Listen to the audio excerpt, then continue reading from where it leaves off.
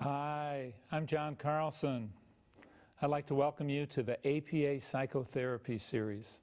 This series is on systems of psychotherapy. And this program is on acceptance and commitment therapy, or ACT. Our guest expert is Dr. Steve Hayes. Welcome, Steve. Glad to be here. Just what is ACT? ACT is an empirically focused contextual behavior therapy that uses acceptance and mindfulness processes and commitment and behavior change processes to try to produce psychological flexibility. Is it designed for a particular population? It's not. The model is built on recent work and contextual behavioral understanding of language and cognition that tells us that anywhere that a human mind, quote unquote, goes, you're going to see these processes that ACT targets. So ACT is something that can be scaled all the way up into culturally focused, classroom-based interventions, and into all of the traditional areas of clinical and counseling psychology of behavioral health broadly conceived. So it kind of works across the board, it sounds like.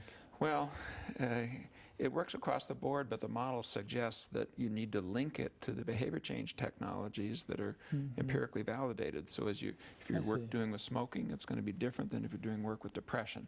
But that element of the specific behavior change strategies are put into a larger model as to how to deal with our thoughts, how to deal with our emotions, how to find a sense of self and a connection with our values that will vitalize the behavior change technologies that we've learned about in psychology as a discipline.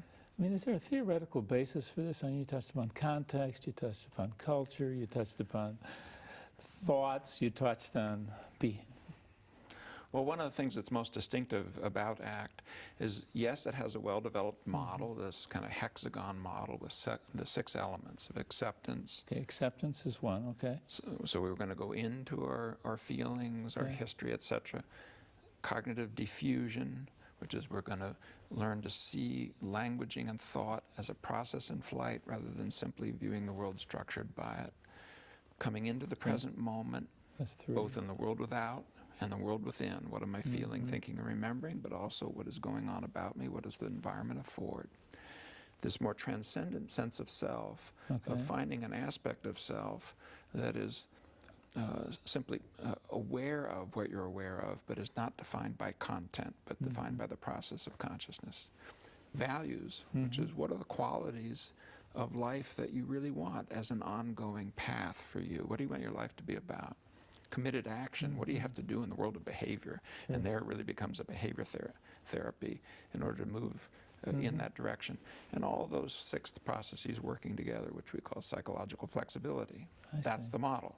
But the thing that's most unique about ACT is it's actually built on a whole interpretation of human psychology and an active research program that's going on in the basic psychology labs, of bench science, that informs that and is continuously modifying what we do in ACT. So the theoretical basis again would be? A theoretical basis is essentially modern behavior analysis. Okay. Behavior analysis as informed by relational frame theory, which is the single most active area in the analysis of human behavior over the last 10 years in behavior analysis.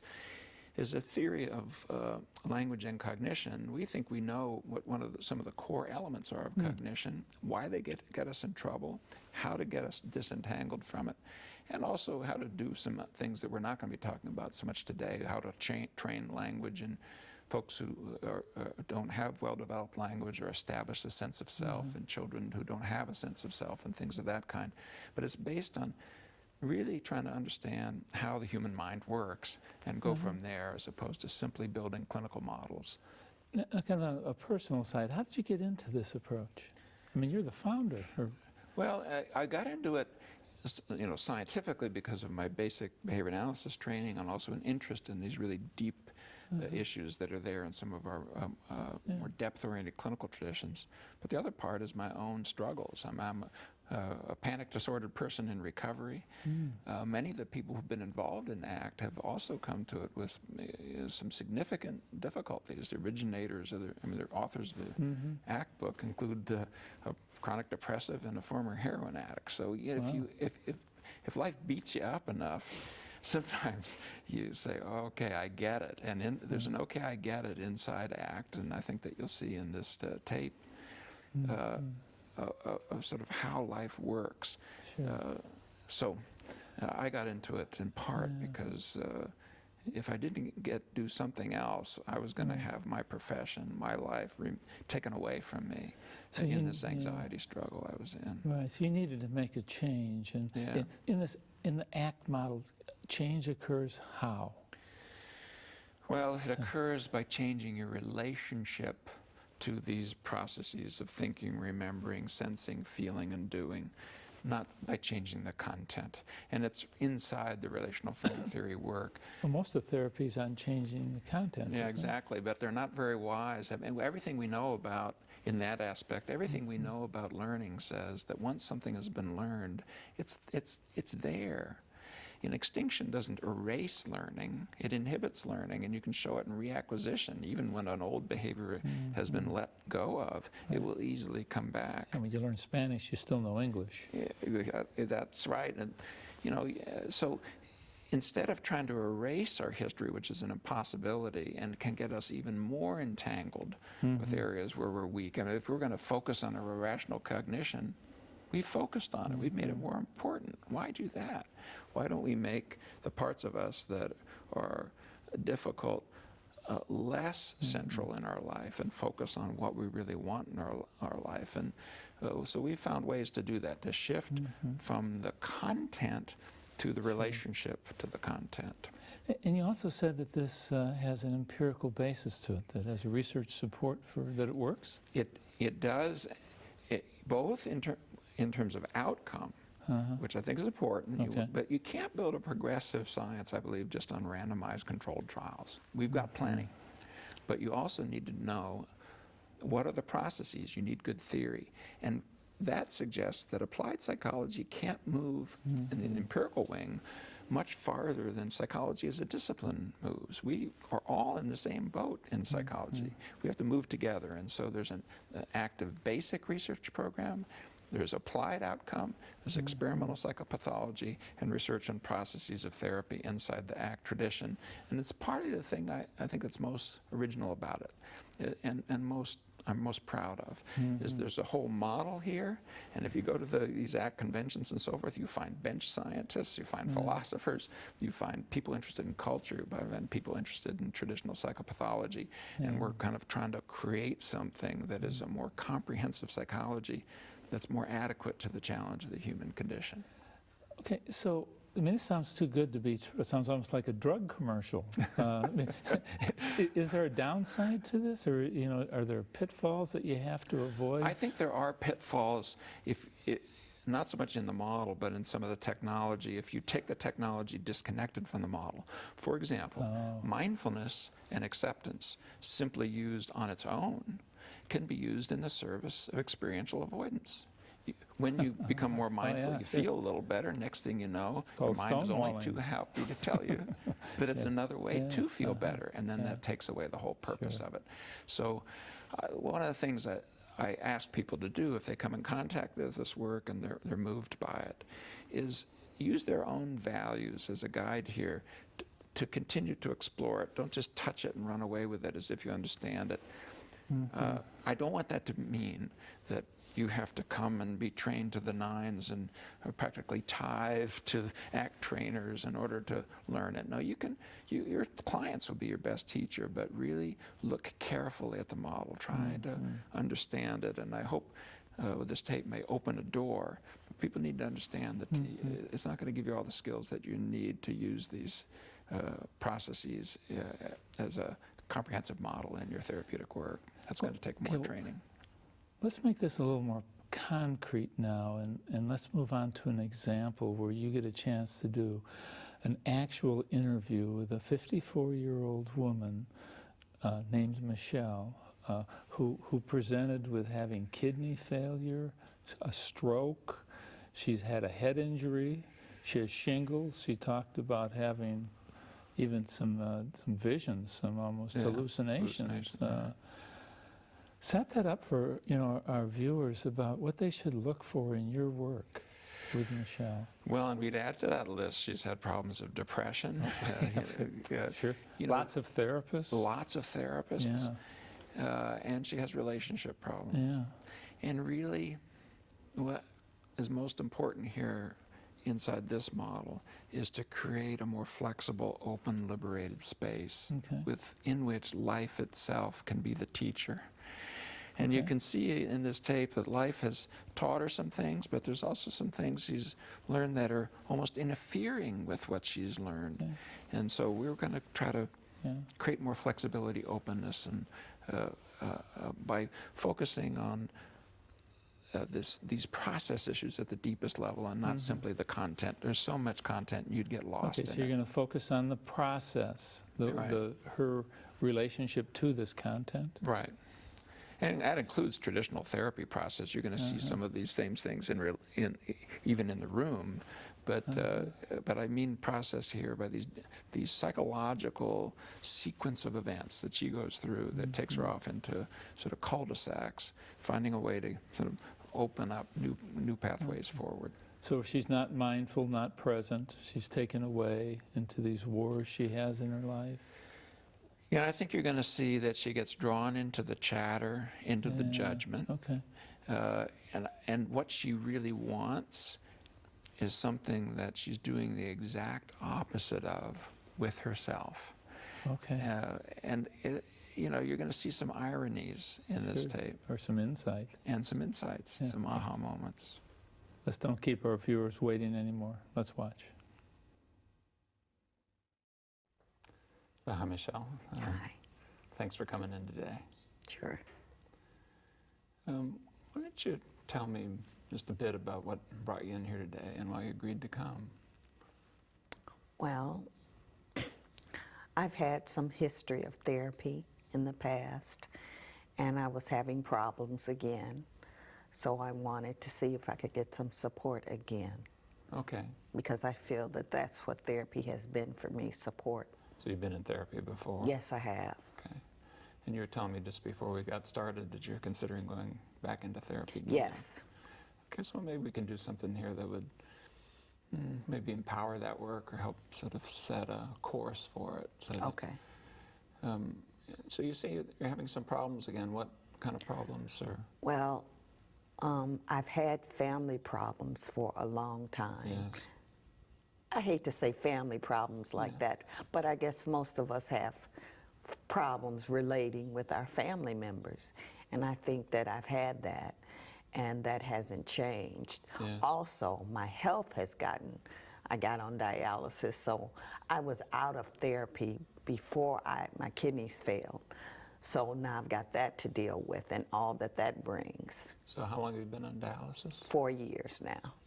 And tell me about the health problems and what that, when you get into a situation like that, has been a sort of a series of health problems that how you did the faced. dialysis come about? No, but just what have you been facing in terms of your health over the last Well, I've had, since I've been on dialysis, my dialysis actually has gone pretty good. Yeah. I've just had some other problems happen. I think I mentioned to you that I had a stroke, a very mild stroke.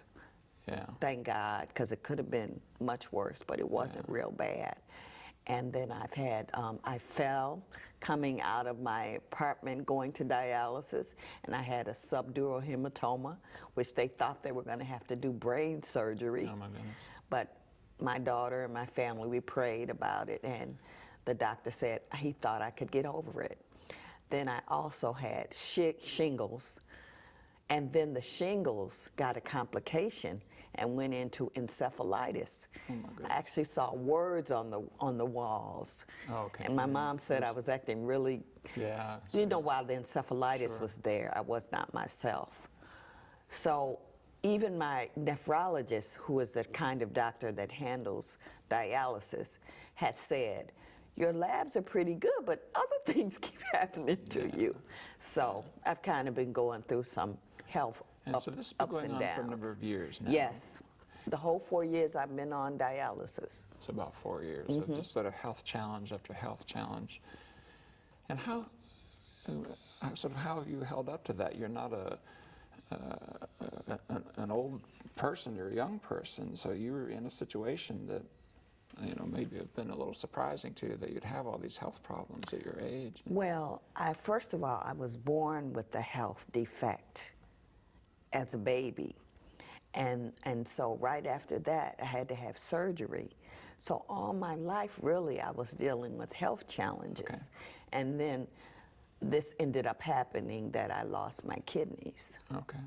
So I have come to find that in a way that was a blessing, because a lot of people end up on dialysis, they've never been sick before. Okay. So it was devastating to me too, but I mean, having to do things with my diet and having to have limitations, that wasn't as hard for me, especially a lot of men. They're used to being on the go, and now suddenly you've got to go and do this 3 times a week. Okay. So, So you've been able to roll with it pretty well. well, I think it's because my parents took us to church very early on. Okay. And I learned to depend on God, and that is what has given me the strength to get through it. I So wouldn't you're even relying say. on your spiritual training Yes, to sort of yes, help you with this. yes, to get through. And yet you're thinking of going into therapy as well. So what would take you into therapy? What? Well, because I believe that, you know, God made everything, and I believe He made doctors Yes. and therapists to Yes. help us. Yeah. Because some things we just don't know how to work out ourselves. Okay. So I think God works with the doctors and the therapists. That's been my experience. So what kind of help would you want from me today? If something really important could happen here in our 45 minutes, even Okay. if that's not likely, who knows?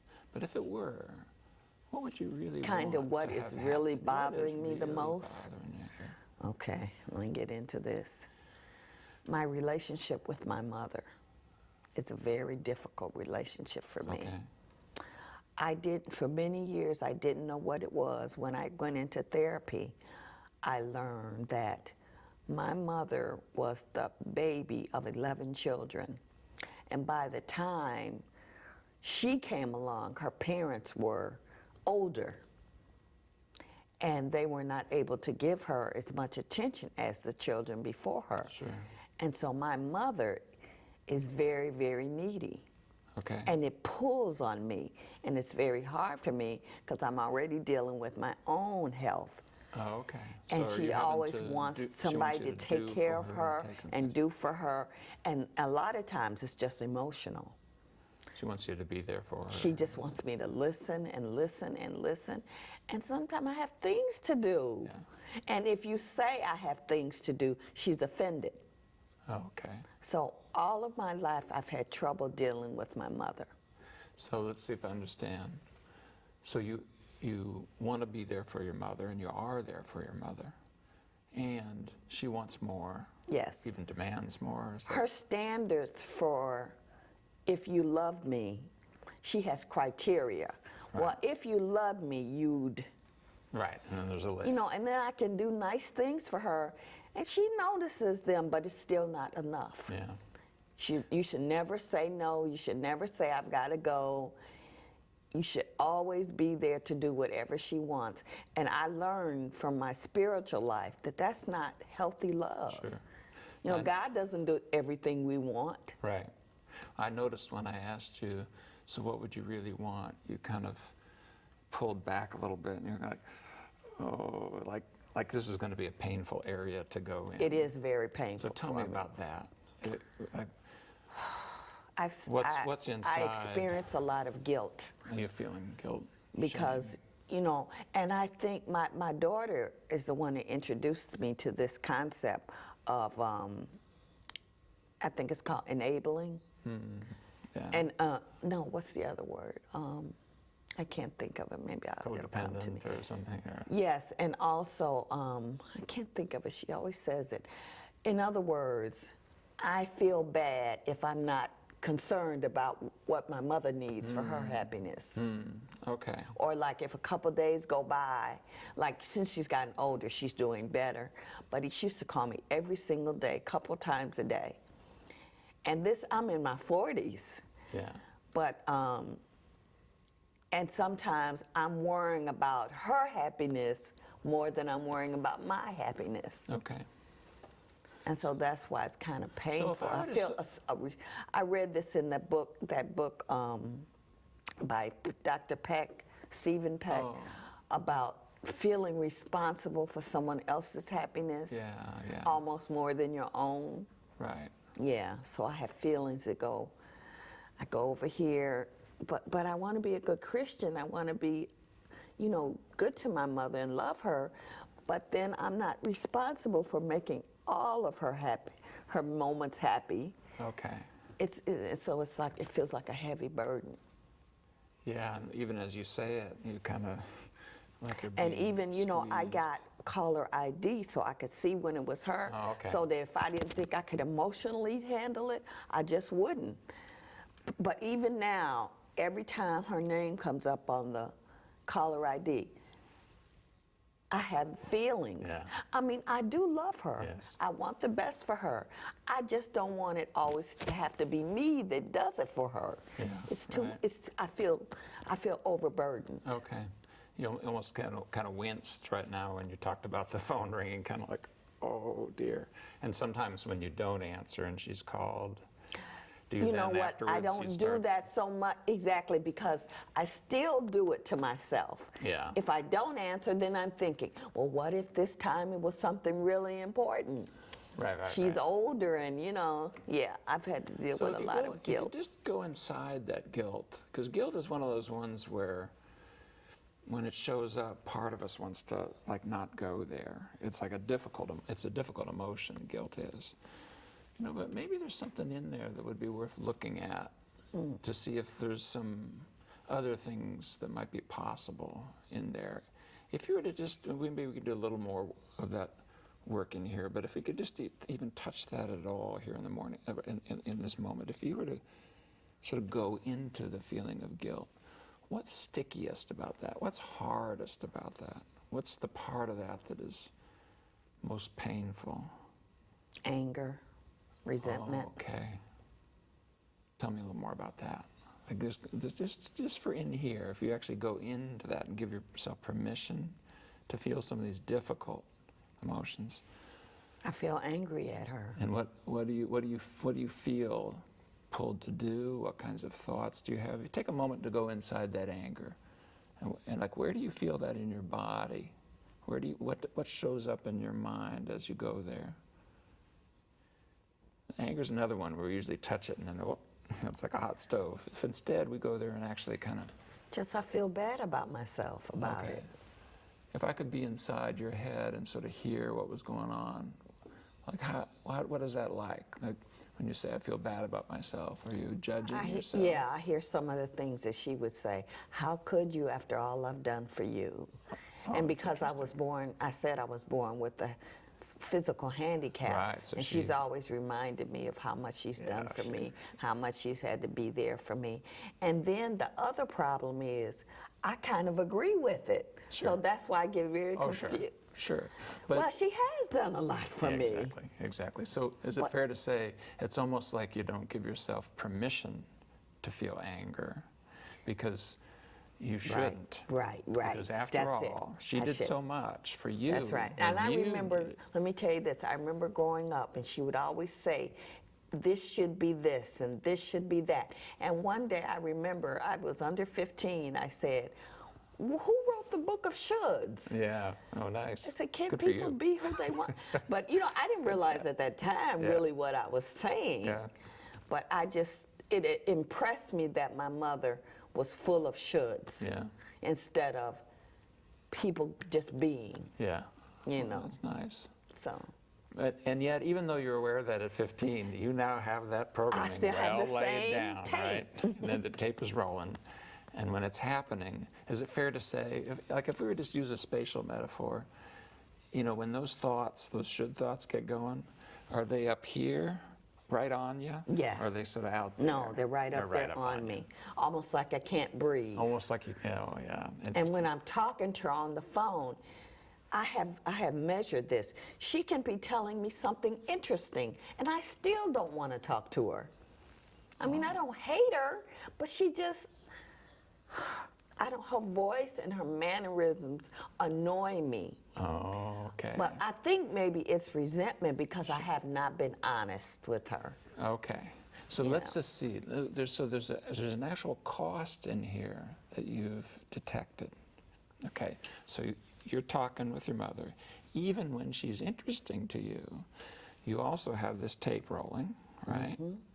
And there's a lot of judgment going, and there's anger. And the anger is it fair to say, it's not very welcome. It's not like you're open to feeling angry. Oh, right. And No, you I'm don't not want to open. feel I'm that. okay? uncomfortable. So when that gets pulled up, it's harder even to come across and be with your mother, even when she's interesting. Because this other, would it be fair to say almost like there's a little fight being fought inside your head? Yes. Okay. And so what have you tried to do about that fight? Is there a sense of... Pray. Okay. And what do you pray for? Pray and also try to talk to myself. But what do you pray for? Let's find out. What are you How to praying deal for? with it, how to cope with. So you're open to doing it in different ways. You're not just, are you praying to have it go away or praying No, really I'm to praying find a God healthy what way? to do, Okay. what to do. Okay, good for you. How Liz. to handle it. Okay. So you're open. Because he has made me aware that I love her. I know thoroughly that I do Yes. love her. Yeah, I get so that, that's too. settled. Yeah, It's I get just that. dealing with her and interacting with her. And another problem is there's no real connection. Because she's 84 now, and that could be Yeah, why. that's part But of it. she's not even aware of who I am. But but remember you said something a few moments ago. What? You said inside this sometimes it's hard for you to put yourself out there as to Yes. who you really are. Yes. I've been trying in the last few years since I've gone to therapy. Okay, so you've But been I more found forthcoming. out, and my therapist even told me that my mother's so needy that she can't. Yeah, go there. Yeah, you just, I just did something to slip Okay. through you. What was that? Well, I was just thinking about I didn't see this before, but after I went to therapy, I was able to see it. She said that all of us in the family are very needy. Yeah. But my mother's very, very needy Yeah. from her childhood even. Okay. And I can see that in that she will call me and say, how are you? And I'm the type of person, most time I'll just say fine, even if the world is falling down. Yeah. I just don't start out telling everything. And after I say that, that's it. She will talk for an hour without stopping. Okay. So to me, everything is about her. Yeah. And now I do see that it's not purposeful. She really isn't even aware of it. Yeah. And I think I was even like that for a while. But I think So therapy coming helped back, me. because we were on this thing of you putting yourself forward, is it fair to say that what you just said right now is that even if you do, Mom's not going to hear Yeah, it? she doesn't get it. Yeah, she's not there. Okay. And yet, there's something interesting in this moment of even when Mom's interesting, it's hard to be with her. Yes, that's true. Because the cost may not just be that she's not coming back and affirming and validating and understanding you, but also that you are not standing with yourself. if you see what I'm saying, in this way. I think so. Yeah. I think that's been my problem for many Okay. years. I try sometimes now with her, but years ago I would not even attempt. Yeah, of course. I don't know what it But was. we have to be careful about it. Like, are we going to stand with ourselves in order to get mom to be a particular way, or are you going to stand with yourself so that you can be with your mom in a particular way? Do you see what I'm I saying? kind of get that. Yeah. I kind of get that. Okay. So let's just see. Could we do a little bit of work here around the issue of guilt and anger and resentment? Okay.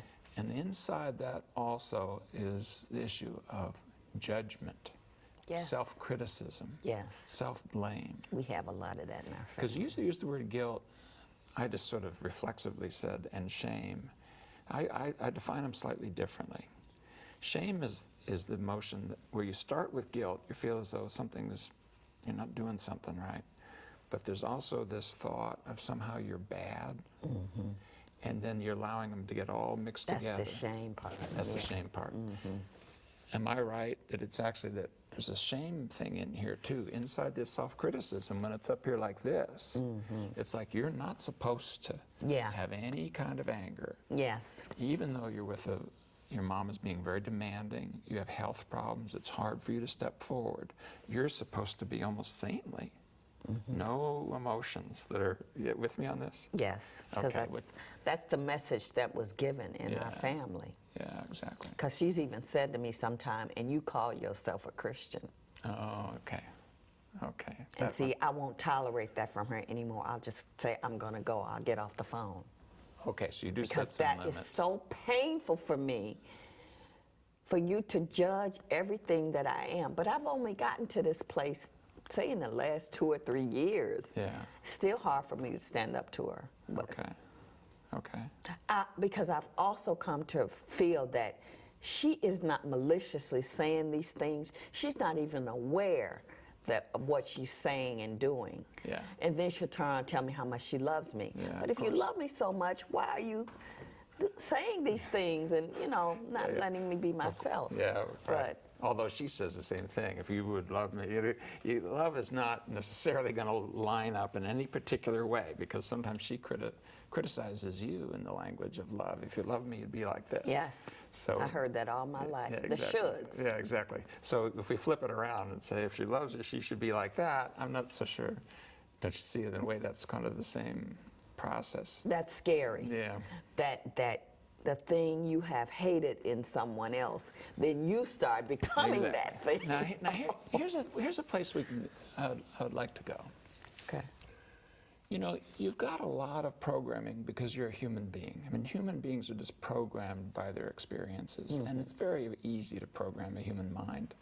It evolved in such a way, our minds evolved in such a way that we remember things very, very well. We're historical beings, things that happened in the past, we carry forward Especially into as the a present. child.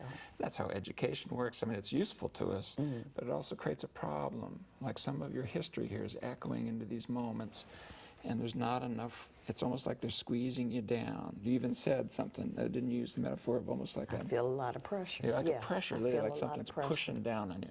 So let's just see if we could sort of take some of that burden off without having to take off the programming. Like, let's just look at how easy it is to get things programmed. If you've got this judgmental, critical streak going, sometimes you probably even hear these words in your mother's voice, I bet you. They're so deeply in your head. You're right. Is that fair? Yeah, Yes. okay. So let's just see how fast it happens. I'm gonna give you 3 numbers to remember. Okay. If you remember it, the people who are doing this filming, they've given me money, and I'm able to ask you a week from now, if you remember them, I'll give you $10,000. Here are the numbers, 1, 2, 3. Now, if I come back and say, what are the numbers, what are you going to say? The numbers are 1, 2, 3. Oh, good for you, because it's $10,000 in it. So if I say, what are the numbers, you'll say? 1, 2, 3. Okay, there's no $10,000, I fibbed. Okay. Now, if I came back next week, do you suppose you could remember those? I think so. You probably could. Next month? Probably. Possible. It's even possible next year. Yes. If a very old man who was bald came up on your deathbed and said, Michelle, what other, it's even possible. It's possible. I said it twice. Your mama said some of these things to you 100 times, You're right. 200 times, Yes. 300 Daily. times. They will never leave your head. There's no place for them to go. You're like the Grand Canyon, and like the water washes away the dirt, and there it is. When your history happens, there's like a groove put in there. And those critical thoughts, like, let me put it this way, like at least by memory, don't you think you'll always remember your mom talking and some of the things she said, even the things you don't like? Mm-hmm. Okay. Because you remember them daily. You remember, okay. So when you're in there and you're talking, and she's the one who said some of these things, so it's even harder for you. If you had your programming somewhere else, they might not occur with your mother. But that since she was even the one who did some of this programming, now when you're interacting with her, this voice shows up. What are the numbers? 1, 2, 3. Yeah, and if I get angry, then if I get angry at my mama, then I'm wrong. Exactly. And that her little voice is in there. Oh, I see what you're saying. Yeah. That's why that keeps coming up. She's kept coming back. So what are you going to do when you have that? Like, would it be possible to actually take these thoughts that are up, you said they're up like here, and could you just let them be there? Not pushing them away, because they're not going to go away. All of the things that you've been programmed to think, you can think them, but that doesn't mean you have to be attached to them or buy into them. Okay, I get that. Because now let's just You see don't what have to buy happens. You into just it. look at what happens when you, and I don't mean to argue with them, because when you start arguing, they get very central again. Can we simply kind of put them like these cups on the table? Like, I'm here doing things for my mother, and I'm having emotions, some of which I don't like, and I'm having thoughts, some of which I don't like. Like, do those things have to change before you could be there with your mother in the way that you want to be there with your mother? Not in the way that the critical voice tells you you have to be. I guess not, but the other thing is, I don't even know what I want with my mother. Yeah, exactly. Well, when you spend a lot of It's been time... so much of that. It's so much of that. Yeah, okay. So let's just go into that part of it. Like, maybe a way in would be to go, in terms of what you really want to be, is to go into the places where things are most painful with your mother. Like, if you go inside this anger, shame, guilt, so one of the things we find in there is judgment. What else do we find in there? Like, exactly what are you angry about? Like, pick a time when you were angry with your mother.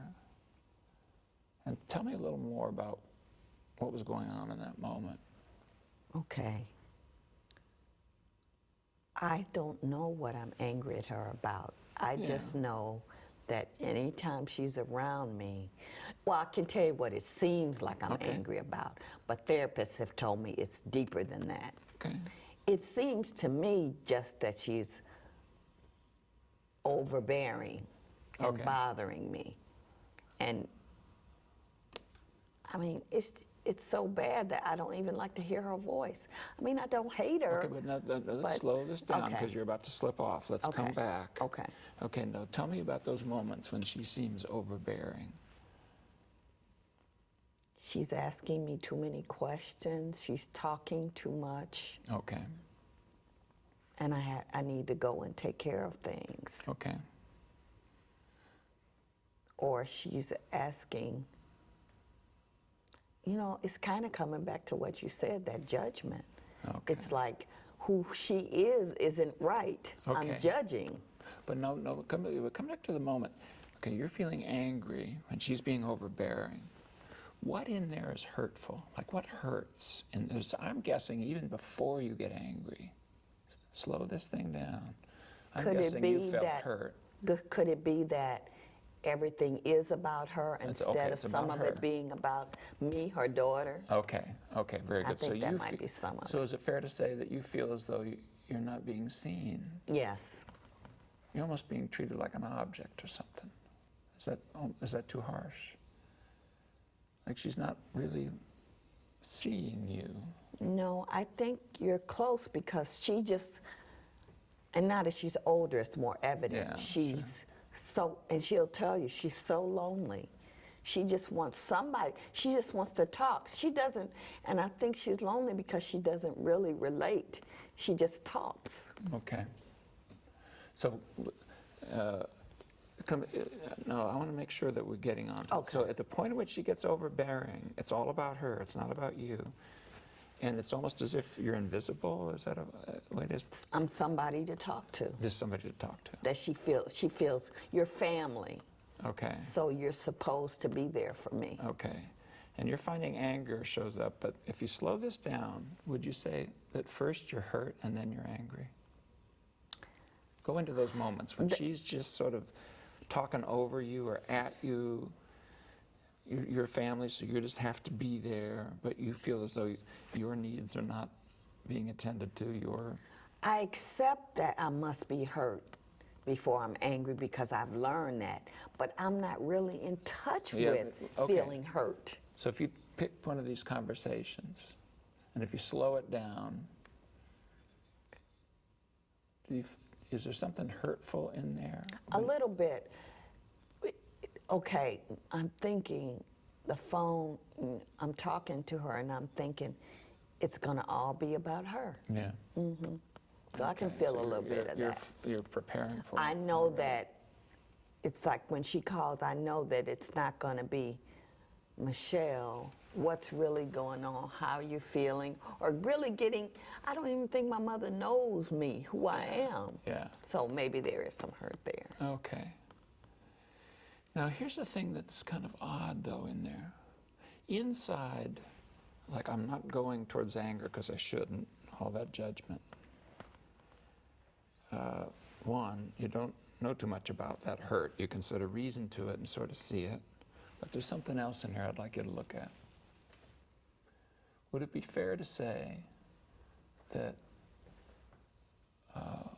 if you were to push that part of you away, then you're sort of doing to yourself the same thing? Like inside, here's what I'm saying.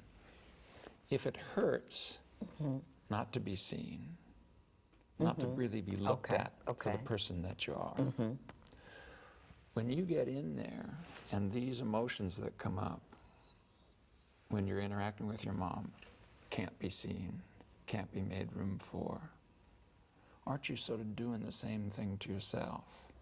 I'll say that again, I didn't quite get it. Okay.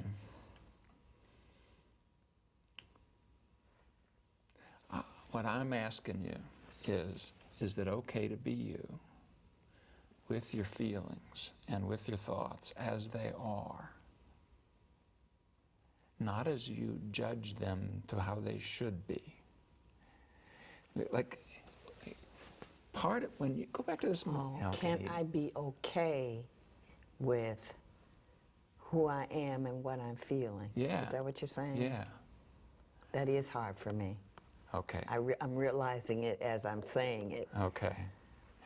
But in a way, I'm always judging myself that I should be, which is kind of the same thing I said she did. I hate that about life. yeah. But you know, if you go into pain, sometimes it teaches you things. And there's something in here that it has to teach you. What if this pain is of value to you, that it teaches you something about what you want from your mother, but also what you want from yourself. Teaches you something about what you value, about kind of how you want to be with yourself. So like when people are interacting with you in a way that you're invisible, that hurts. you feel angry about it. If we were to flip that over and we would say, okay, so what does that hurt tell you about what you value? About what you would like to have in your life? How you would like to, can you do that? Do you say, in other words, it isn't just that you're hurt. You're hurt because you want something. Okay, I get that. So what do you want? Maybe say it another way. What would you have to not care about for you to not be hurt when you're not seen? Oh, are you saying that I must really care about my relationship with her or I wouldn't be hurt? And you care about being seen, yes. You care not just about you care about her and the relationship, but you also want this relationship to be genuine. Is that fair? Mm-hmm. You want it to be real? I do want that, yeah. You want to be known? Yeah, I do. True. That is true. Very true. Okay. And so that's why it's hurting me. Yeah. That she's not able to know me. Is that what you're saying? Yeah. Does that seem right? Yes. So then the question I have is, if that's the value of being known, being heard, being respected, being seen, All that. can you do that with yourself? What would that look like? And out of that, can you do that with others? But let's stay with yourself, because it's ironic that I get that you have that value, and that's part of why you're there for your mother to the extent that you are, but you're doing it in a way that's harsh on yourself. Oh, I see. Which means you can't even be there when she's interesting. Even when you want to be with your mother, you can't be with your mother. Even when she's doing something that's interesting. Yeah, there's no room she's for not you to be really there. Annoying, but I'm still annoyed. You're still annoyed because you're off fighting this war Right, with that's right, whom? that's right, myself. So let's just see if we could do this. Like, let's picture you're calling your mom, and you do that out of your values and you're caring for your mom, right? Mm-hmm. And then something comes up. She pushes your buttons, okay? And right behind that, when you notice that something's come up, you start judging it. Like, if you get angry, you're going to judge it. Is that fair? I see what you're saying. Okay. Then I get angry, then I go with the shoulds. You shouldn't be angry. Exactly. Why are you doing that? That's not fair to her. Exactly. Now, if the value is genuineness, if the value is really seeing yourself for who you are and seeing other people for who they are, if that's what you want from others, what would it be like to do that with yourself when you feel angry? I get what you're saying, but I don't know why I don't do that. This is just like when someone else is doubting themselves and you say, you're going to be all right, God's going to take care of you, and then sometimes you can't turn that back on yourself. Okay. So there's a pivot point here. There's a critical moment. If this is this is anger. So here comes anger. Okay. What you've been doing, if this is anger, what have you been doing? You put it in actual physical gesture. What have you been doing? When anger starts showing up, resentment starts showing up. I try to push it You away. try to push it away. Get off the phone Put or your don't hand over talk here and try about to it. push it away. Push it away. Get it to go away. Don't let it touch you. Don't let it get close to you. If I'm over here saying something interesting, there's no room to... Oh, you see, if I'm caught up over here, Exactly. then I can't get the interaction over here. Isn't that true? Probably. You just want to get off And that it's so phone. strong. I don't give it even a chance. Exactly. So let's just see if we could do something different. So let's say you called your mom, you're interacting, and she's doing her mother thing. You've seen that for how many years? You know what she's going to do. And some of the buttons she's pushed are going to be hurtful. Okay. True? And here comes this thing, okay? Let's say this thing is anger. Okay. All right, so now here, let me just do this. Suppose it was something more like, we're just going to let that be there.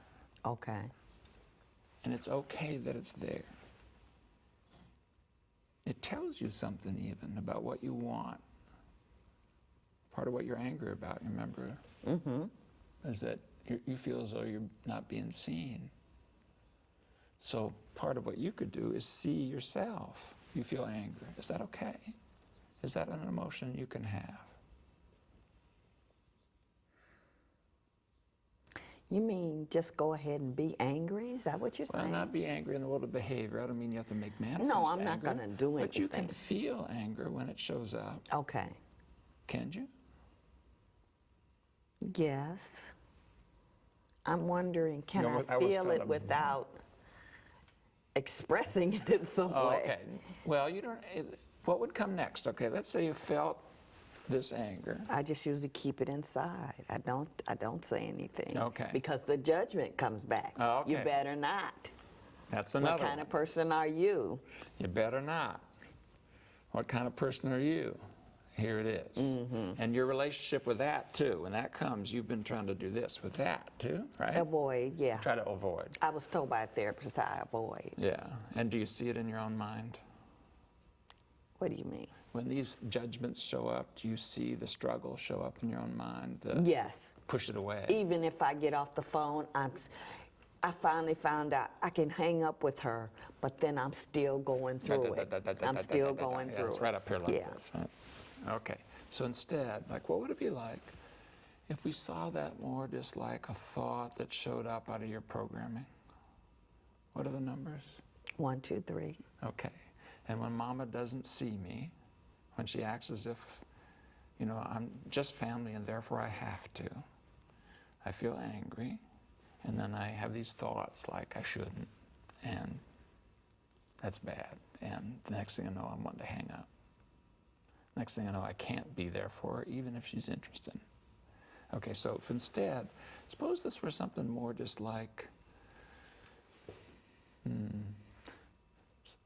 you ever had a situation where a young child is irritating you? Mm-hmm. And you're trying to not focus on it. You're trying to push it out of mind. Mm-hmm. And next thing you know, it's just, will you stop that? Mm-hmm. Okay. Other times, they're chattering and stuff, and it just sort of goes Oh, in it's one not ear and out the bothering other. you. Yeah. Okay. So here's this thought. Could I distill it down here? I think this self-critical thought has a core thought that, and let's see if you agree to this. Okay. It's something almost like, I'm bad for feeling that. Mm-hmm. Is that fair? Yeah, that's Okay, it. we'll just distill it down to I'm bad. I think that's it. Okay, we'll distill it I down think to that's the bottom line. that's the bottom line. I mean, all the other sentences come, but the bottom line sentence is, and that means I'm bad. Okay, so here comes I'm bad. What are the numbers? 1, 2, 3. If I get angry, I'm Bad. okay, here we go. We'll just let that be there like that. Okay. Is that your enemy? Does that have to change before you can be there with yourself? That you can be respectful of yourself? No, because I learned in therapy that that's not true. Okay, now you've learned to almost argue with it, I think. Is that fair? Right, that's why I talked, Okay. because it's not true. Okay. But like you said, the tapes come back, and Okay. it's almost like it's still trying to convince me differently. So that's why I have to start talking and saying, that's not true. You know, God loves you, you're a good person, and you know. Okay. Well, let me ask you, we just have a few minutes, but you know, Okay. this more spiritual place that you know about might be helpful to you here. Mm-hmm. When you're praying, or when you're involved in your religious practices, Mm-hmm. if distracting thoughts come up or self-critical thoughts come up, are you able to let them sort of go and come back to what you're doing there? Like, I'm still in process working Okay. on that. What we learn is to say scripture that contradicts okay. that negativity. Okay. And so maybe we could contradict it in a different way. Okay, There's one way to contradict it is to literally contradict it and argue with it. okay. Another way to contradict it is to contradict it with your feet and with how you stand. Like when these thoughts come up that you're bad, Mm-hmm. if you were able to let that sort of be there, do do you think it's possible also to just be with yourself and be with your mother with the thoughts that you're bad for being angry? Does this have to change before you can interact with your mother as she is and allow yourself to be who you are? I don't know if I quite understand. Okay. I'm thinking I'm bad. You say keep that feeling, I'm saying allow that thought to be a thought. and that's all. It's not who you are. Okay, I see what you're saying. Okay. And in your spiritual traditions, you've come to view yourself as a lot more than your Yes, programming, yes, yes, definitely. Okay, so if we stand with that part, here comes this thought, I'm bad. Okay. Is that who you are? No. Now, if you start arguing with it logically, it can become more central. I know. Isn't that Do something? do you want this to be more central? No. Okay, here it comes.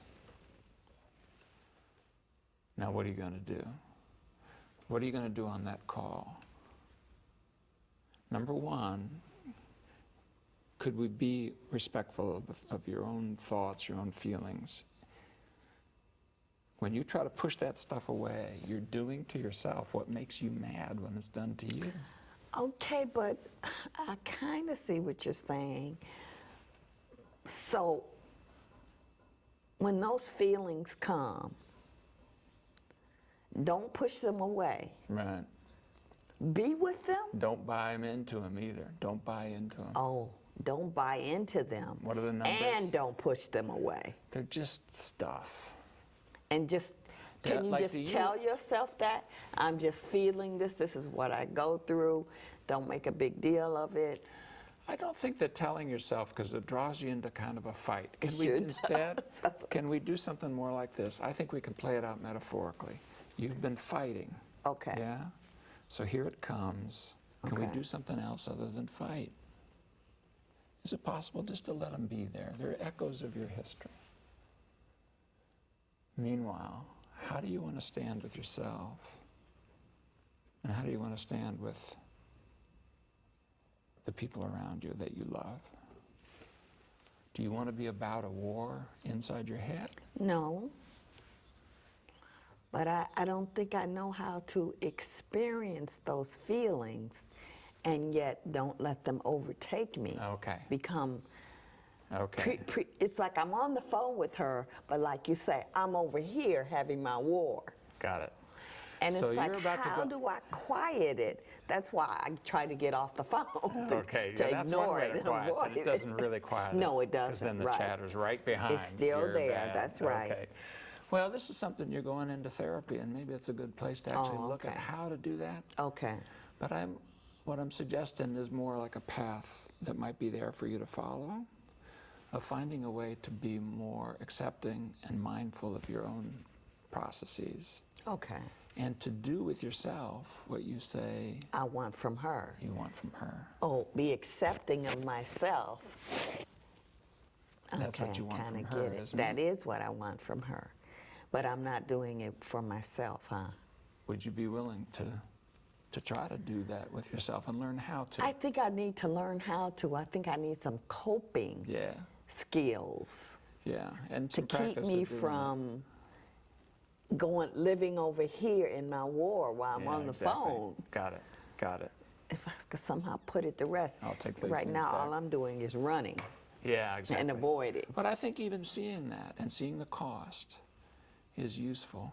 Okay. Because it opens up an alternative. Yes, it does. You've even made me hopeful that there will be a path that I can get to. Yeah, neat. Our time has just run out. Okay. But, can I just say how really moved I was to have you be here with me and be Okay. so, I saw you being what you said you valued in terms of genuine and honest and being there with yourself. It's just as best you could, and I think that's an honorable thing, and Okay, I'd like to thank thank you you. for that. Okay. And I thank you for your help. Okay, You've luck. given me some hope Good luck. that there's a way, because I've been praying to God about this situation. Steve, was this session with Michelle a good example of ACT? For a beginning session, I think it's good. It covered most of the elements of the model. perhaps we didn't do it directly as much acceptance and mindfulness work as we might have done, but you have these elements of learning to detect struggle as the focus of the work, and how to disentangle yourself from the cognitive and emotional processes that draw you into the struggle.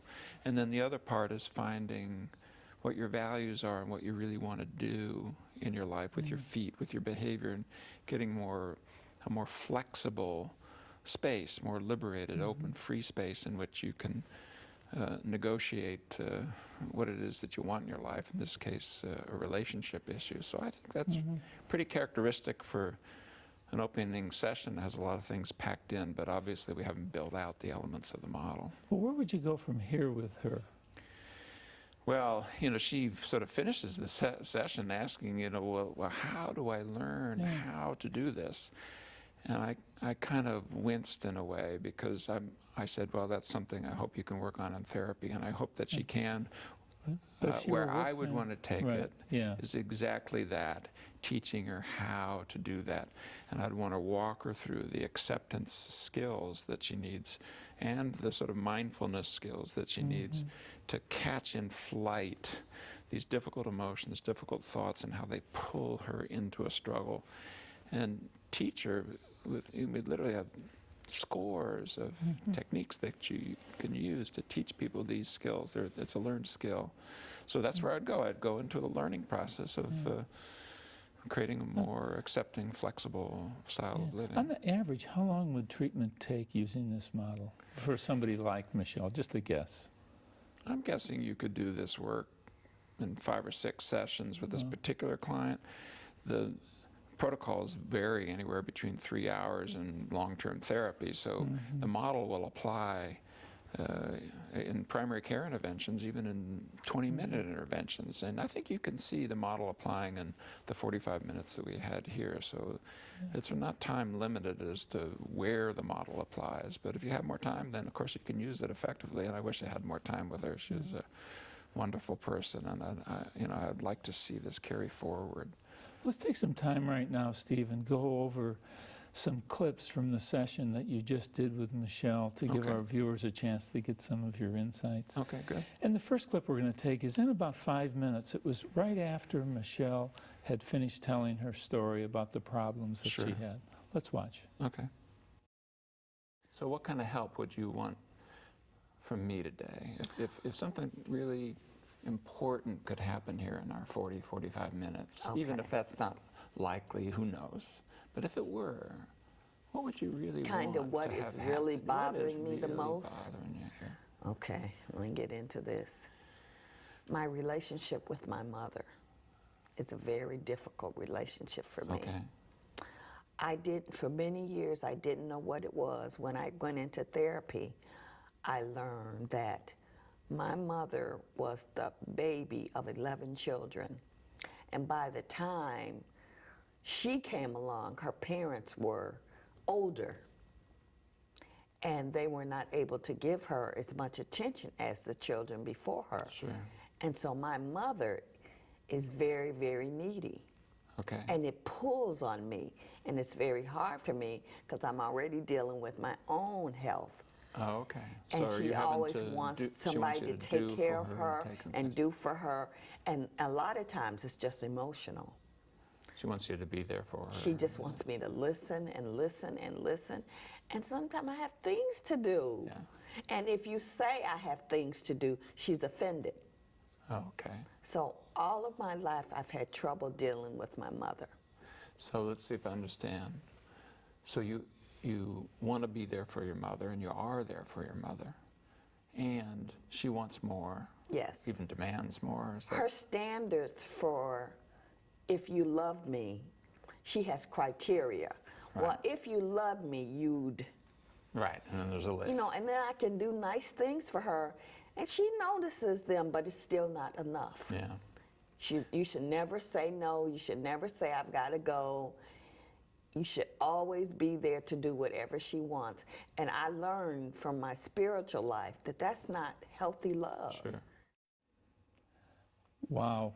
Michelle has many, many problems, and It's kind of the old therapy thing. It always goes back to mother and this relationship with mom. Yeah, it's important. What have you heard so far? Well, I'm not as focused on the content as I am on the process. And what I'm hearing is an entanglement with her own judgments and her own emotions that's showing up in the context of the relationship. She's focused on the relationship itself, but I'm really focused on the process. That's what I'm hearing. So you don't care what the problem is? I actually don't care. And one reason not to is, going forward, if therapy is successful, there's going to be new content. And so if you just chase content, then you have to constantly redo it. And it's more important to look at your relationship to the content and see if we can renegotiate that, reposition that to create something that's more flexible and life-enhancing. Well, let's move on to the next clip and see how that's done.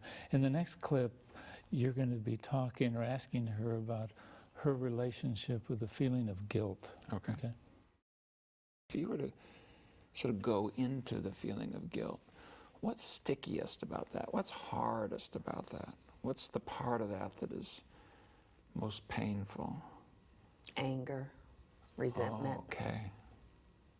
Tell me a little more about that. Like just for in here, if you actually go into that and give yourself permission to feel some of these difficult emotions. I feel angry at her. And what do you feel pulled to do? What kinds of thoughts do you have? You take a moment to go inside that anger, and like, where do you feel that in your body? What shows up in your mind as you go there? Anger's another one where we usually touch it and then it's like a hot stove. If instead we go there and actually kind of I feel bad about myself about it. If I could be inside your head and sort of hear what was going on, like what is that like? Like when you say, I feel bad about myself, are you judging yourself? Yeah, I hear some of the things that she would say. How could you after all I've done for you? And because I was born with a physical handicap. Right, so and she's always reminded me of how much she's done for me, how much she's had to be there for me. And then the other problem is I kind of agree with it. Sure. So that's why I get very confused. Sure. But well, she has done a lot for me. Exactly. So is it fair to say it's almost like you don't give yourself permission to feel anger because you shouldn't. Right. Because after all, she did so much for you. That's right. And I remember, let me tell you this, I remember growing up and she would always say, this should be this and this should be that. And one day I remember I was under 15, I said, who wrote the book of shoulds? Yeah. Oh, nice. I said, can't Good people be who they want? But, I didn't realize at that time really what I was saying. Yeah. But it impressed me that my mother was full of shoulds instead of people just being. Yeah. You know. That's nice. Steve, can you explain for our viewers what you see going on in this segment and how does it fit in with the process?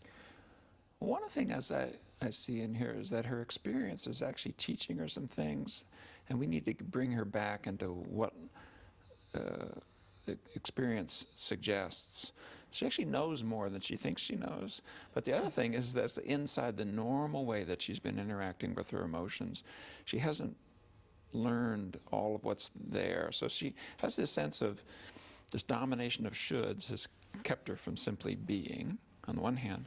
On the other hand, this ongoing war has meant that she really doesn't understand her own anger, the elements of it. And so I'm going to have to give her some space, create a model, and give her some skills to go into that and sort of link these things up so that, she's able to be more open and flexible with some of these areas that are difficult. I mean, she seems to have a lot of knowledge, and she seems to be genuinely working hard at her problems, but is using the wrong skills or the wrong processes? Well, it's interesting that you've got here, you can see it directly in the clip that she has some knowledge, and some of it is experientially based. It isn't just the rules. But when she gets into what to do about it, she ends up doing things that are ineffective and repertoire narrowing that actually sort of close off elements of her own experience from her. So she's not able to learn what life's teaching her. She's learning some of it, but then can't allow that to be the guide. And so some of this is just clearing away some ineffective rules and allowing things to move I forward. guess that's true with a lot of us. And I noticed you've used a metaphor of a Chinese finger game. Right. And you pull harder and harder and you'll never get out from it. Yeah, exactly. I think our normal analytical problem-solving mind gets applied to our own emotions and history, and our life becomes a problem to be solved rather than a process to be experienced. And so that's part of why the mindfulness work is important, is to sort of back up from the common sense chatter that tell us to do essentially the wrong things, the things that are ineffective and repertoire narrowing. And that's a lot of what I need to do here, sort of clear some of that away. And then to teach those mindfulness skills. And then to teach those mindfulness skills to sort of fill that vacuum with something that is that you can use regardless of the content to help show up to what's going on the level of emotion and thought, and then connect with your values and get your feet moving in accord with that, not just with accord with whatever your programming is. So this is a start of helping her to accept that this is her thoughts. We've got an acceptance avenue opening up here, and there's also this mindfulness or diffusion, I call it, disentanglement from your thoughts part, and she lays it out. Who wrote this book of shoulds? Yeah. And do I have to have that be the rule book? Can you kind of define or explain those concepts like acceptance and diffusion? Acceptance is a process of actually feeling what's there to be felt by choice. To taking, etymologically, it means taking in what's offered. So I mean a kind of embracing. I don't mean tolerating. I mean experiencing on purpose, literally feeling like you would feel an object. Feeling your feelings is what I'm talking about with acceptance. Diffusion is disentanglement. I mean, instead of looking, at the world from your thoughts, you learn to look at your thoughts and then allow that to inform what you do next. And if some of these thoughts are not helpful, then you can just notice them and move on with them. If they remind you of things that are helpful, that's fine too. So it's not that we want to not be aware of our thoughts, but we want to be aware of them as a process rather than simply seeing the world structured by them. Okay. Let's move on and take our next clip. And the next clip is just a continuation of this segment where she goes on to identify this war that's raging inside. Okay. Let's watch. And yet, even though you're aware that at 15, you now have that programming still have the laid same down, tape. right? And then the tape is rolling. And when it's happening, is it fair to say, if we were to just use a spatial metaphor, when those thoughts, those should thoughts get going, are they up here, right on you? Yes. Or are they sort of out there? No, they're right up there on you. me, almost like I can't breathe. Almost like you, yeah. And when I'm talking to her on the phone, I have measured this. She can be telling me something interesting, and I still don't want to talk to her. I mean, I don't hate her, but she just, her voice and her mannerisms annoy me. Oh, okay. But I think maybe it's resentment because I have not been honest with her. Okay. So let's just see. There's an actual cost in here that you've detected. Okay. So you're talking with your mother. Even when she's interesting to you, you also have this tape rolling, right? And there's a lot of judgment going, and there's anger. And the anger is it fair to say, it's not very welcome. It's not like you're open to feeling angry. Oh, right. No, you don't want to feel that. I'm uncomfortable. Okay? So when that gets pulled up, it's harder even to come across and be with your mother, even when she's interesting. Because would it be fair to say almost like there's a little fight being fought inside your head? Yes. Okay. And so what have you tried to do about that fight? Is there a sense of... Pray. Okay. Now, Steve, you begin this clip with a spatial metaphor. Right. And you really ask her how close these thoughts are. These kind of abstract concepts like entanglement or so forth, I think you can turn it into simple physical metaphors, and metaphors allow you to say a lot more than simply some sort of abstract concept would to people. And so when thoughts are close like this,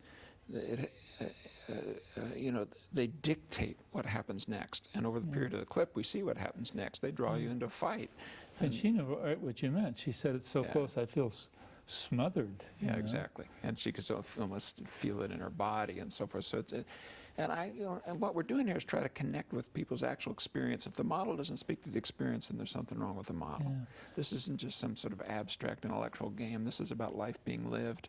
And people know about these processes from the inside out. They just don't know how to deal with them. And some of our concepts actually orient us in the wrong way and draw us into a struggle instead of going in the opposite direction. I mean, it seemed like in this segment you really helped her to see the war, and you're starting to look at the cost. I mean, she couldn't even hear things she'd like to hear. The cost is our biggest ally Yeah. in here. If there's no cost, why would we do anything different than what we usually do? We're trying to teach something which really is a new skill for most people of how to become disentangled from the mind and sort of watch it as a process.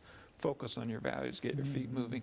If there wasn't a cost in doing it the other way, there'd be no motivation for learning these skills, which are harder to learn and not as dominant in the culture. So I like going to where the costs are. I figure a person's pain is my biggest ally here. It's the goad to move ahead and learn something really different.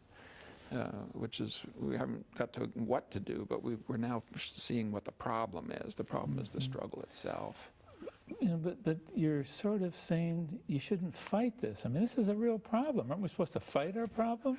Well, that's what our logical minds tell us to do. You betcha. And yet our experience tells us that that doesn't work. And the solution that's given to us by our mind is more struggle. And so you have this self-perpetuating process that just goes on and on. Meanwhile, life's put on hold, the clock is ticking, relationships are being missed, opportunity for joy and connection is being missed. And so I want people to see the cost and then to learn this unusual move of going in the opposite direction, Right. of actually bringing in what it is you've been trying to push away. So there used to be this old commercial for a cigarette that say, I'd rather fight than switch. But it sounds like you're saying, I'd rather switch than Or I'd rather fight. live than fight. You Yeah. betcha. Because while you're fighting, life is put on hold, but it's not really on hold. The sense that people have, that they're waiting for life to start is the single biggest source of real pain, because life has already started. And let's get on about the business of living. You don't have to get your cognitive ecology all cleaned up and your thoughts lined up in a row and your emotions lined up in a row. You're going to wait a long time for that to happen. Instead, let's find a way to carry that whole chatter forward, not as what it says it is, just along with you as sort of an echo of your history, Sure. and connect instead with the things that are important to you, and that includes sort of being with your mother. Speaking of history, let's take another clip. And in the next clip, which follows this one, of course, that's where you help her to understand how her history affects her. Okay. Let's see.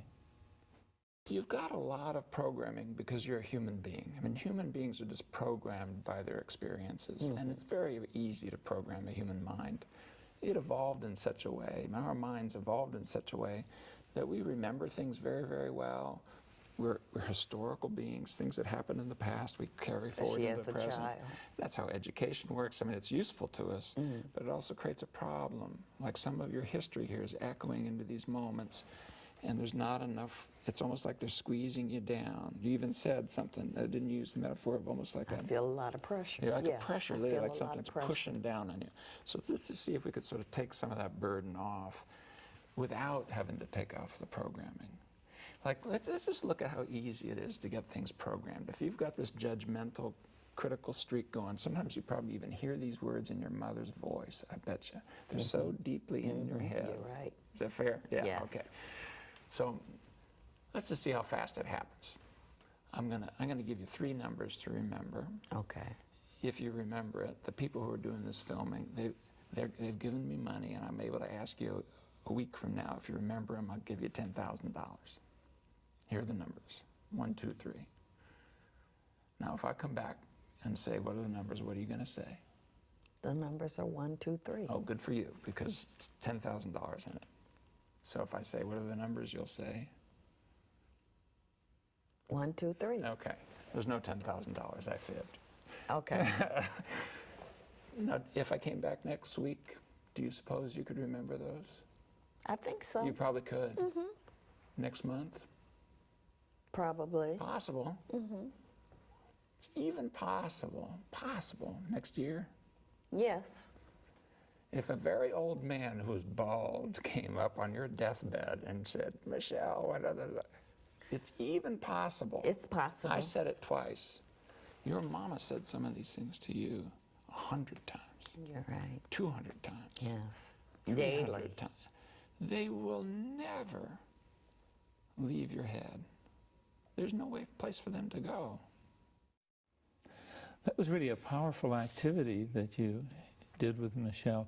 Is that like a boilerplate or kind of a hallmark of an activity you do with ACT? Diffusion is, but that specific one was one of many, many exercises. And one of the things that's important about the model is once you understand the principles, you can create your own and you can use what your client gives you, because they're going to give you hooks that you can sort of naturally build on. So it's a good example of many, many different exercises we'd want to use.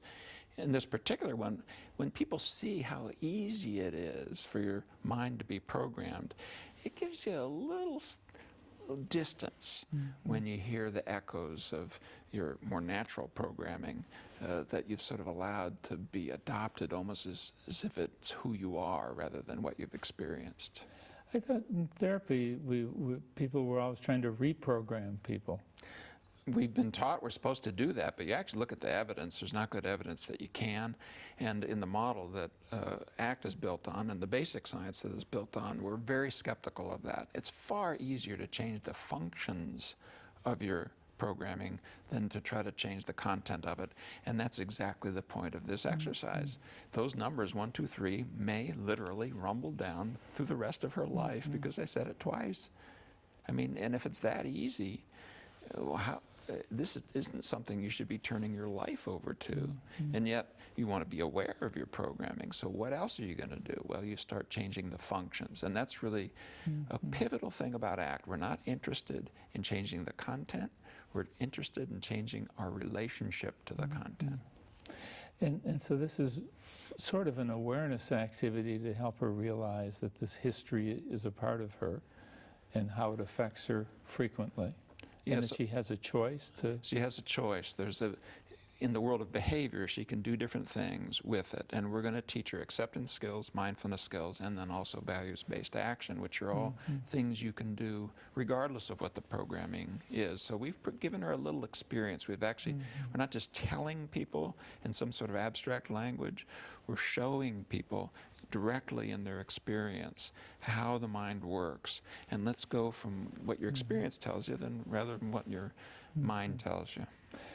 Let's move on to our next clip. In the next clip, you use psychoeducation, which is, it's actually more psycho-exploration, I bet, to help her learn to detach from her thoughts. Let's watch.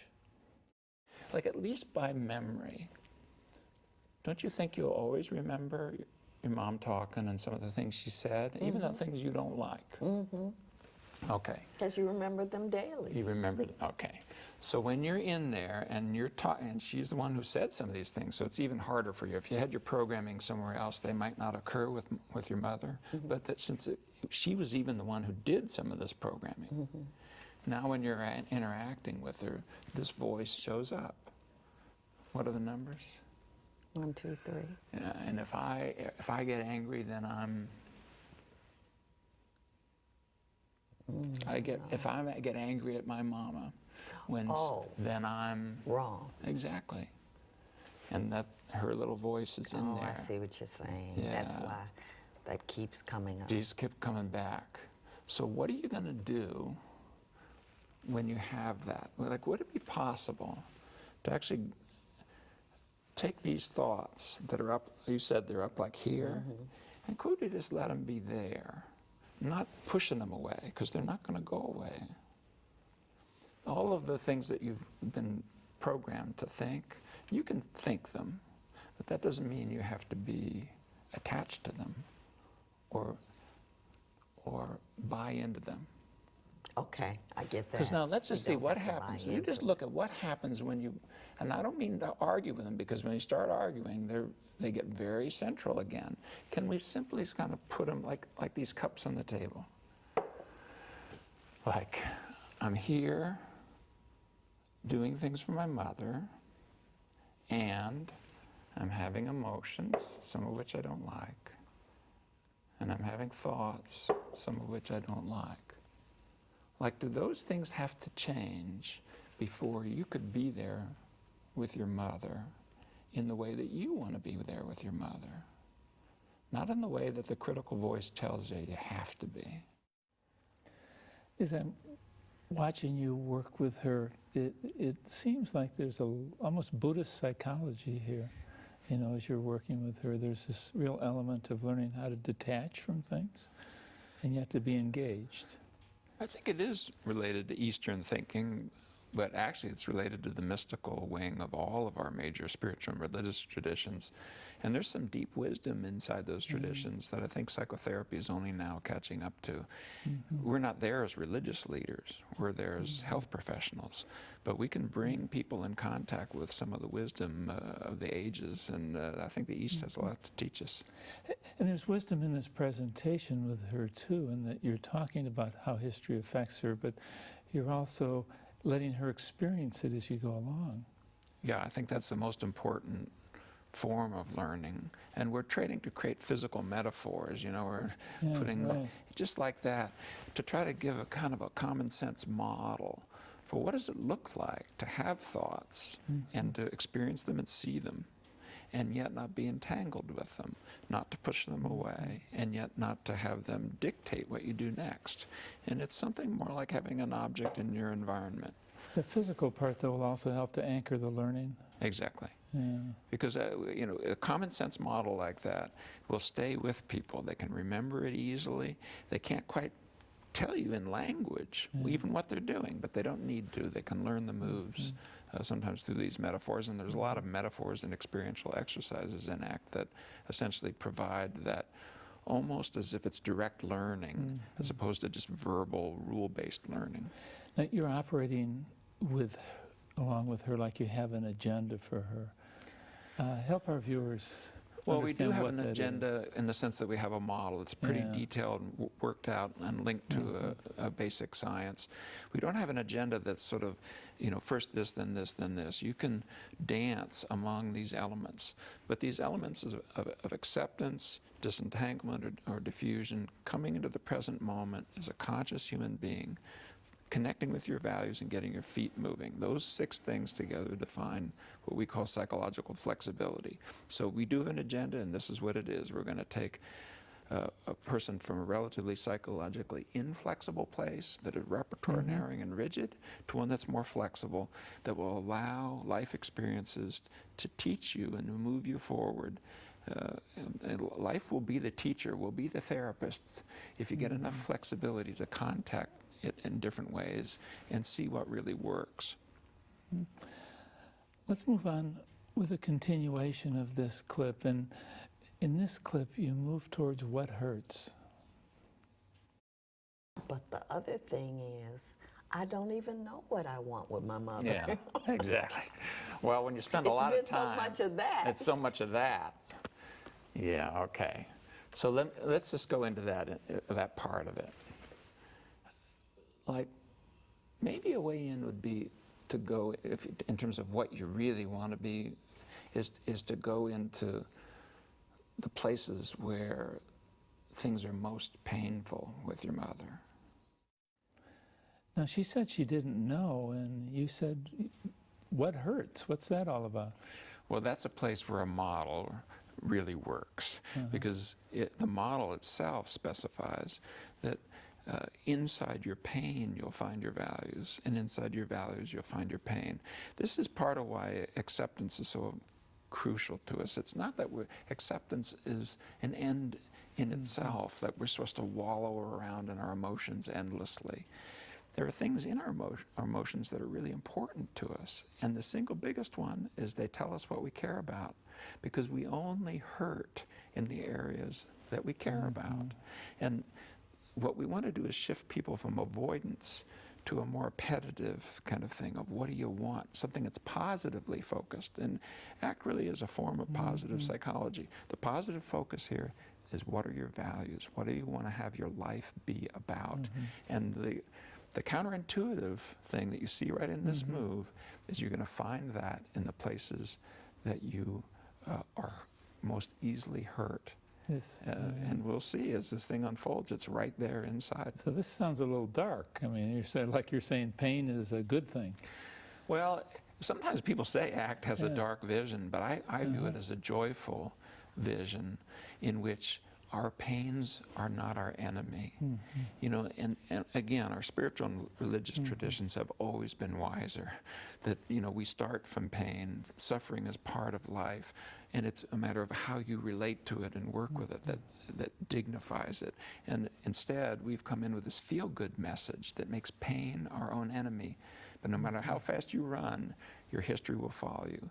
And pain is part of life. You're saying you're not going to be pain-free? You're not going to be pain-free. Surprise. I mean, even we're all going to die. How about that? Hey, wow. And so This is dark. Go ahead. But, well, it can become dark as a process of living if you mishandle it. If instead you go into it, on the other side of it, you find the lightness of what you really value, the vitality of what you really want. And you can sort of sit there carrying pain with you towards a life worth living. And not be surprised when this pain comes on you because it's part of living. It's just part of living. Now, you mentioned values. Can you talk a little more about values? Yeah, values are, along with diffusion, probably one of the defining features of ACT that maybe is a little different, not just borrowed technology. Values, from our point of view, is the chosen qualities of ongoing patterns of action. They're not just goals. They're not things. They're more like a direction. The client's The chosen. client's directions. Okay. And, Right. you know, we come in there really, truly being open to what the client wants.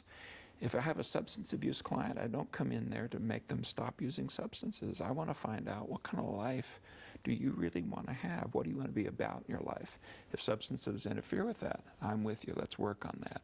And so we really mean it when we ask these questions. We want to know what, in the deepest level, vitalizes and humanizes your life. And let's see if we can work on that.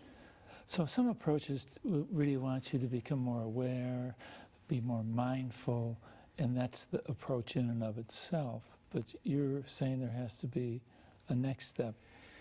I think if there isn't, it's very easy for mindfulness-based and awareness-based, acceptance-based technologies to be an end in of themselves.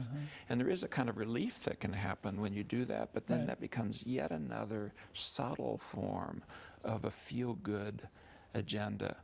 I want something that really lives well, not just feels well. That's when they live their life, huh? A way to live your life. And in most of the spiritual and religious traditions, they have the freedom to specify what those values are. Code And they'll of actually ethics. they can tell you. That's the difference between those traditions and psychotherapy. I can't come in and tell you what your values are. If I'm going to do that, then I really have become almost a religious or spiritual leader. That's not what I've been hired to do. But I can be very interested in what your values are. And helping you to become And aware helping and then you. to live them. And helping you to live that. Okay. Let's move on to our next clip. And the next clip was one that I especially enjoyed. And this is where you helped her to see that she treats herself the way her mother treats her. Let's watch. Now, here's the thing that's kind of odd, though, in there. Inside, like, I'm not going towards anger because I shouldn't, all that judgment. One, you don't know too much about that hurt. You can sort of reason to it and sort of see it. But there's something else in here I'd like you to look at. Would it be fair to say that if you were to push that part of you away, then you're sort of doing to yourself the same thing? Like inside, here's what I'm saying. If it hurts not to be seen, not to really be looked at for the person that you are. When you get in there and these emotions that come up when you're interacting with your mom can't be seen, can't be made room for, aren't you sort of doing the same thing to yourself? Say that again. I didn't quite get it. Okay.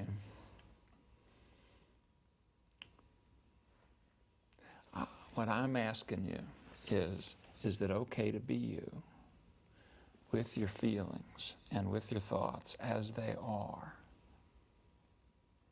Not as you judge them to how they should be.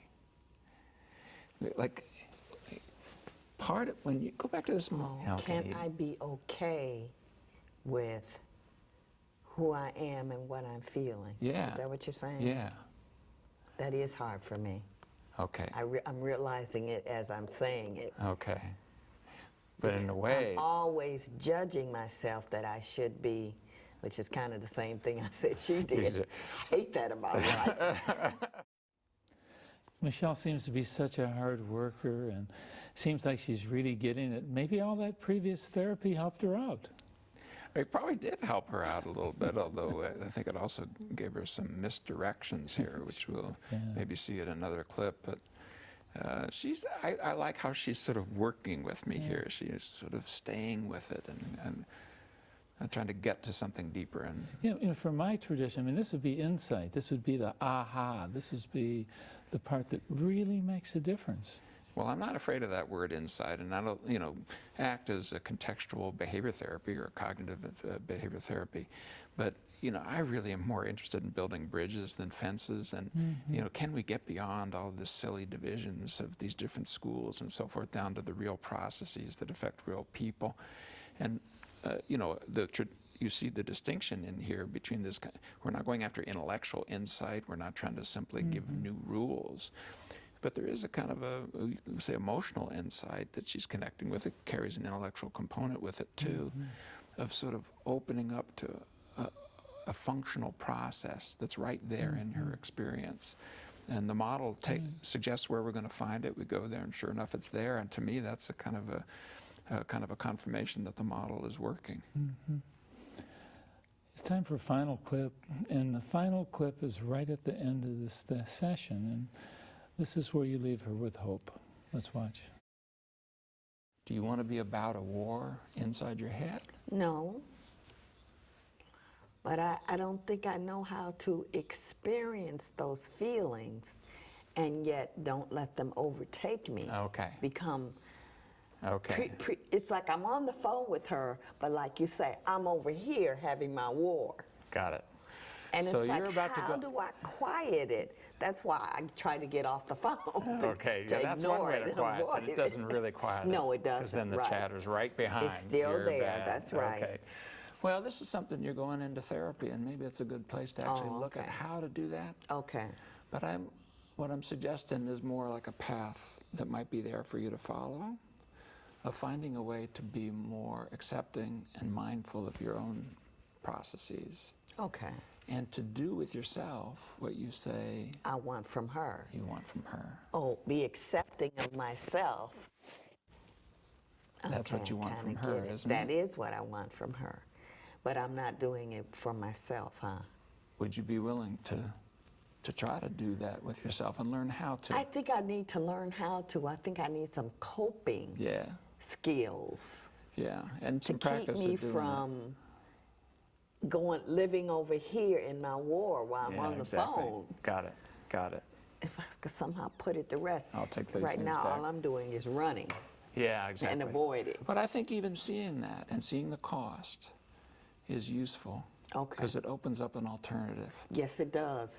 You've even made me hopeful that there will be a path that I can get to. Yeah, neat.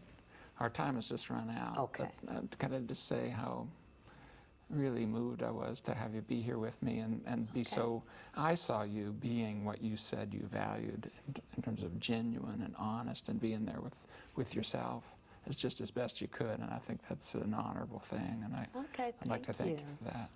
Okay. Now, Michelle seems to be leaving this session with hope. That's really important.